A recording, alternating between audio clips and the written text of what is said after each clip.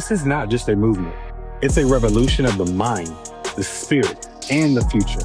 The voices they tried to silence are now louder than ever. Let's make some noise in this house. This July, Blexit brings the fire to Tampa, Florida, and you're invited to the Liberation Show, the show of the year. This is where dynamic thought meets cutting-edge dialogue that pushes the boundaries of our cultural narrative. Truth is under attack, and reality is under attack. Blexit's Liberation Show is more than an event. It's a cultural explosion of truth, empowerment, and freedom in action. Speakers who challenge the narrative, artists who light up the stage. This is where we battle for ideas that will shape the future of this country. This is Blexit. This is liberation. This is Tampa. Today, on the VinceEverettEllison Show, we're going to talk about how Democratic Party and liberalism is toxic, how it is destroying the culture, how we can turn this thing around. We're going to talk about it in depth today on the VinceEverettEllison Show.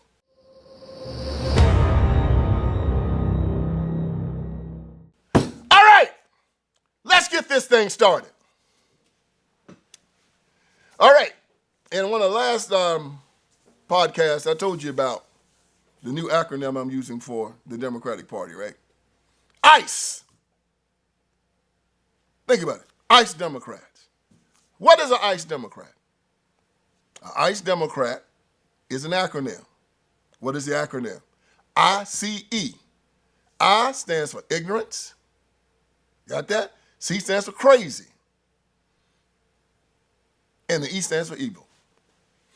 That acronym basically describes everybody that's part of the Democratic Party. The ICE Democrat. Ignorant, evil, crazy. Let's put it in a rhythm now. Ignorant, evil, crazy. Ignorant, evil, crazy. Ignorant, evil, crazy.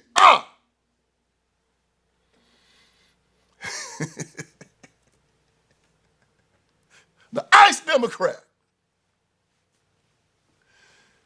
80% of people that are in the Democratic Party are ignorant. Don't get mad at that statement now. I was one of you at one time. I feel you. I feel you, dog. But that was before I knew. I mean, I thought the Democratic Party was about, ending racism and helping poor people rise up to the top. The marginalized. Equality. Freedom. Then I come to find out them suckers was about abortion up to the 9th month, LGBTQ, castrating little boys, call them little girls, double mastectomy little girls, call them little boys, taking guns away, getting God out of the public square. And I looked at where they were ruling. I looked at the places where they were in control. And you find out they were all cesspool. Find out that a lot of these Democrat Party mayors, these black mayors, were socialists. They were on the take, on dope, or getting a cut like Coleman Young was up in Detroit. Destroyed Detroit. Detroit was the richest city in the world back in the 1960s. Now it's the poorest. Destroyed it. All these large cities started putting black Democrats in charge, and America gave them what they wanted. They wanted Martin Luther King's vision of America. You got it. You can have it. How you like it? Well, it's time for us to understand what these people have done. We got this thing going, they call it a thought culture. You know what a thought culture is? Thought is an acronym. What does thought stand for? This is terrible, but it's true. Thought stands for that hole over there. Do you know that is a real word now in urban centers? They'll look at a woman and say, thought. Yeah, thought is an acronym. That hole over there. And to show you how ignorant these people are, They actually use the letter H for the word hoe.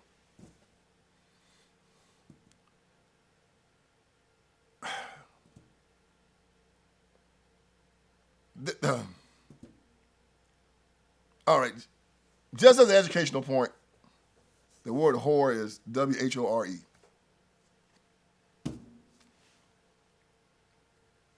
Not H-O. Yeah. If you're going to be crass, let's be correctly crass, okay? W-H-O-R-E, not H-O, but I guess if you put the W where the H was, you couldn't have thought culture. You'd be what? Culture. So, oh, hell, man. I don't. Anyway. So the Democratic Party has a thought culture. You have a culture of misogyny. You have a culture of hate. You have a culture of victimization. You have a culture where work and taking care of yourself and all of that is frowned upon. And this is where Trump's big, beautiful bill comes in.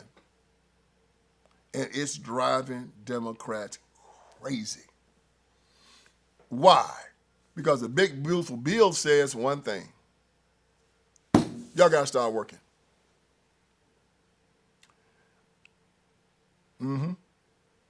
It says y'all got to stop working, and we going to stop using our government's money to pay for medical procedures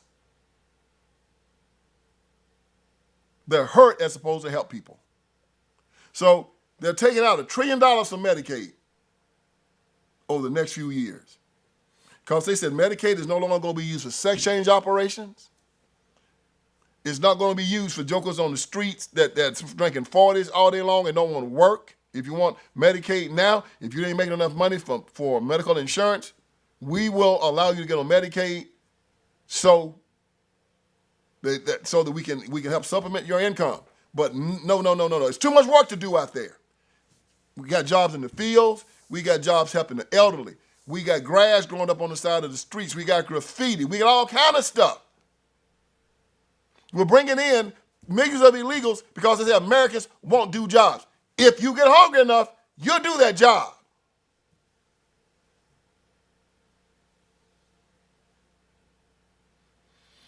So we run out there illegals.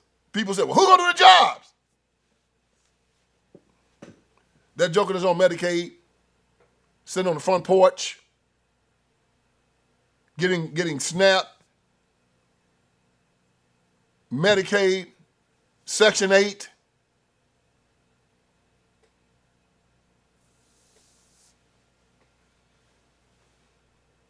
Yeah, he's the one getting the job.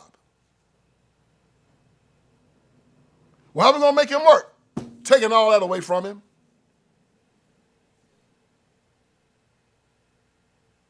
He said that if you have a child that's 7 years old, your SNAP gets cut off. Why? Because, well, if your last child in the house is 7 years old, your SNAP gets cut off unless you get a job.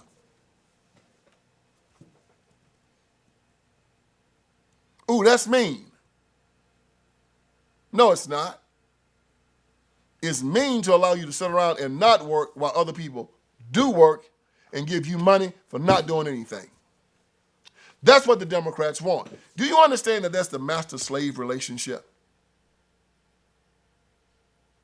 They want to take away your drive. They want to take away your incentive. They want to take away your spirit. They want you to sit there on that stoop, and when they come and pick you up and take you to the polls, say, vote for me or you will die. They want to have a bunch of homeless people walking around on the street, sleeping in tents, going to homeless shelters, and going to food banks to get food, and then tell them that if you don't vote for me, all this will be cut out. They want people on Medicaid that don't have their own insurance so they can be independent and free. They want them to depend on the Democrats so the Democrats will say, if you don't vote for me, they're going to cut this out. See, this is how they buy votes, y'all. And Trump says no. This is over with. They want to give you incentives to get on HIV Because what they do, this is dirty jokers, they'll tell you, okay, we're going to give you condoms, and we're going to give you this HIV PrEP drug. I don't know what that drug is. And you see it on TV all the time. They have gay men and stuff on there kissing and hugging and gyrating and whatnot. And they want you to go out and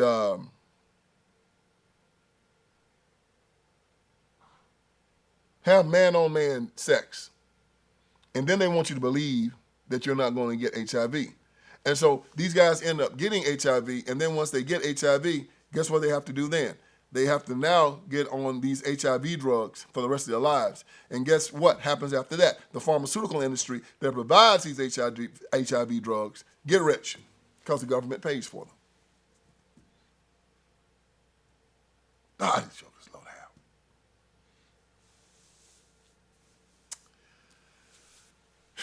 The black preachers are all involved in it. NAACP, all involved in it. Black politicians, sure enough, all involved in it. Oh, they mad. I saw Jim Clyburn on television. The Republican and Trump, they're cutting billions of dollars off of Medicaid and Medicare. You know why? Because most of the people in his district are on it. Doesn't want them to work. Doesn't want them to work. Because if they start working, they won't need him.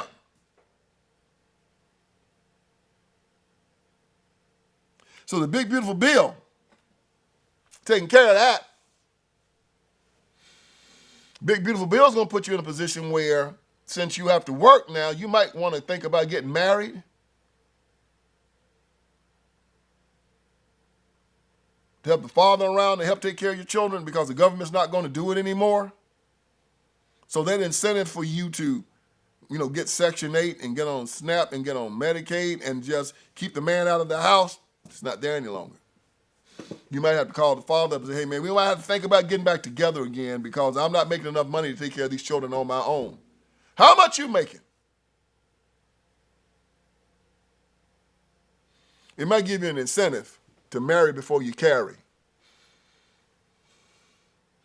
And since in the big, beautiful bill, they also kill Planned Parenthood, it might be just a little bit too difficult for you to get an abortion. So all these white liberals out there crying, celebrating and hollering out, I got an abortion, I got an abortion. They're just proud of it. Shout your abortion. Well, if you get one now, you got to come out your pocket for it. So you just might want to be a little bit careful. Yeah, the big, beautiful bill gonna make it probably make you have to think a second time before you start thinking about getting divorced. Why? Because of financial pressure. Just might be a little bit too difficult for you, and you might want to say, we might need to sit here and try to make this thing work out for our children, for our family, for ourselves, so we can have a future, so we can have a home, so we can have a pension, so we can leave something for our families when we leave here. So we can think about something else other than ourselves.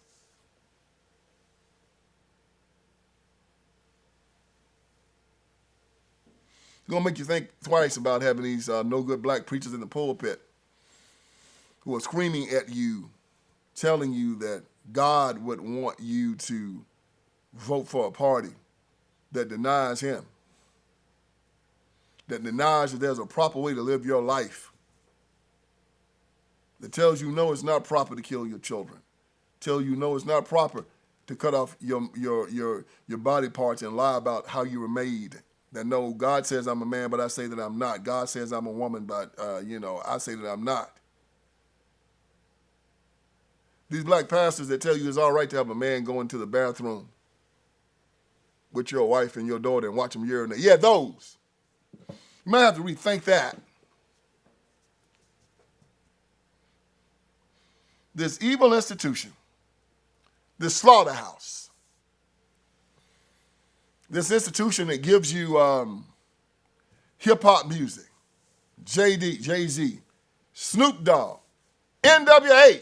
His life ain't nothing but bees and money. Murder, violence, crime.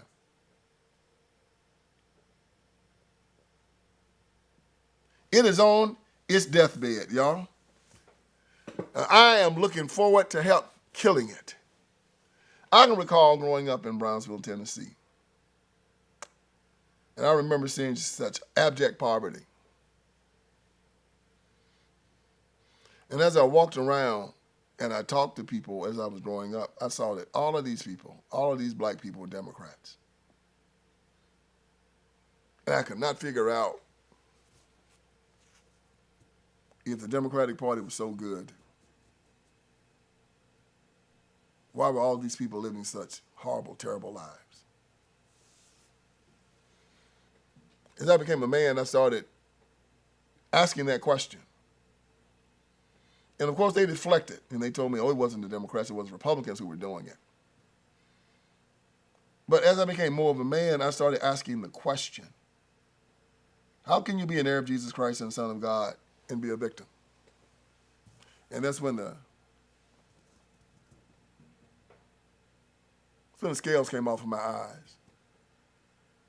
And I started asking the hard questions about our leaders of the past, from Martin Luther King Jr., who, and I'm telling you, I'm tired of this. The next time I hear a joker say that he's dreaming about a day that he will not be judged by the color of his skin, I'm going to go ballistic on it. What is wrong with the color of my skin? Judge me by it. Don't estimate me at your peril. This terrible, hypocritical, evil party has taken the black community back 50 years. We made more progress the 100 years after slavery than we made in the last 50 years.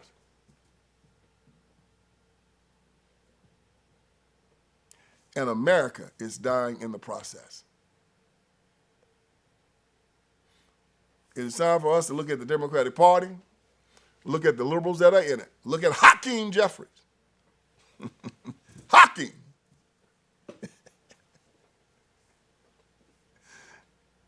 And all the rest of them suckers, and not just kick them out of office, make sure that they never have any power again. They want to destroy. They want to kill. They want to murder. They're an evil institution. And I am here to wake you up. Hope I did you some good today. So join me again for another edition of the Vince Everett Ellison Show. All right, friends, Vince Everett Ellison is here. I want you to go to my website. And on my website, you're going to see a lot of great stuff, man. You're going to see that we got T-shirts, we got caps. You got my books, my documentaries. You got all kinds of stuff on VinceSpeaksTruth.com. Go there. We're dropping new T-shirts. We're dropping new merchandise. My new book, The End of Tolerance, is there. The End of Tolerance. Make sure you get it.